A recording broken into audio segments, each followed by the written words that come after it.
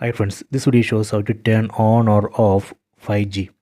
Please don't forget to subscribe this channel. Please like and share the video. Go to settings, tap on the settings app icon. Go to connections, tap here.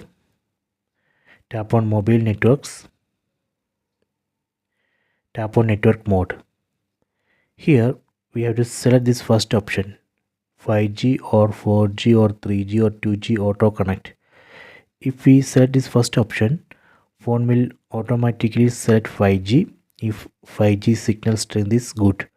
If 5G signal strength is bad or weak, then phone will automatically switch to 4G. If you want, you can enable voice over 5G here. If you are outside home network, enable data roaming. Go back, tap on data usage, enable mobile data. Done.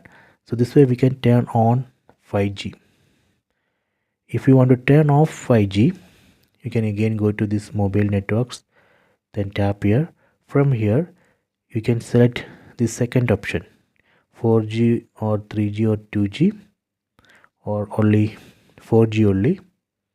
So this way we can turn off 5G and use only 4G or 3G.